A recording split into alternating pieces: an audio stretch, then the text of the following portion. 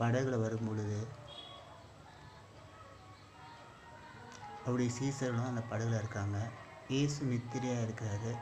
அப்படி நித்திரையாக இருக்கும் பொழுது அங்கே ஒரு சம்பவம் நடக்குது. கடலும் காற்றும் அதிகமாக இருக்குது. கடலில் கொந்தளிப்பு அதிகமாக இருக்கும்போது இயேசுவோட சீசர்கள் இயேசுவை எழுப்புகிறாங்க.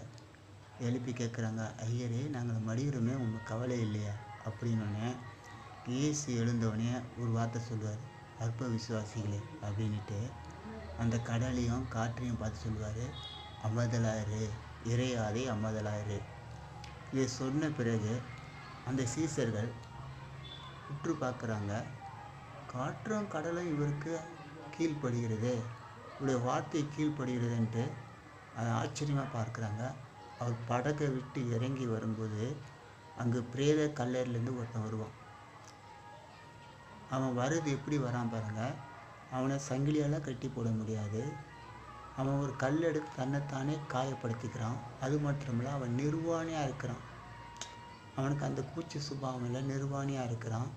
அவன் வரும் பொழுதே அவன் சொல்கிறான், இயேசுவை பார்த்த உடனே ஓடியாந்து முழங்கால் படிக்கிட்டு அவன் சொல்கிறான், தேவனுடைய குமாரனே, தாவீது குமாரனே, என்னை கெடுக்குவா வந்தீங்க இந்த இடத்துக்கு அப்படின்னு அவன் கேட்குறான். அப்போது அவர் கேட்குறாரு, இயேசு அவனை பார்த்து கேட்குறாரு, உன் பேர் என்ன அப்படின்றார்.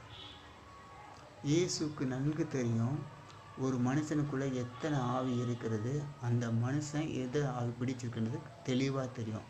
நான் சொல்கிறது உண்மையா இல்லை பொய்யா, இதுக்கு அர்த்தம் உண்டா வேதத்தில்னா, ஒரு வேதத்தில் ஒரு வசனத்தை சொல்கிறேன் கேளுங்க.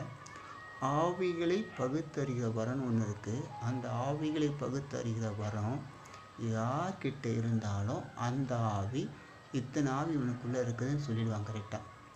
சில பேருக்கு ஒரு ஆவி முதுகு தண்டில் கூனாக வச்சுருக்கும், சில ஆவி செவுடனாக வச்சுருக்கும், சில ஆவி கண் பார்வை கோளாறாக்கி வச்சுருக்கும், சில ஆவி கை காலை முடக்கி போடும்.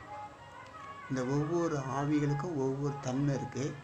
ஆனால் இவனை பிடிச்சிருக்கிற ஆவி எப்பேற்பட்ட ஆவினா, அவன் சொல்கிறான், நாங்கள் அநேகராக இருக்கிறோம், ஆனால் என் பேர் லேகியோன்னு.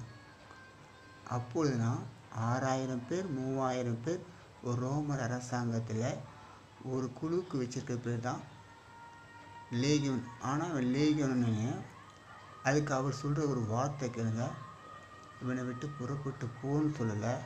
அந்த ஆவி கேட்குது, நீ இந்த மனுஷனை விட்டு எங்களை துரத்தினா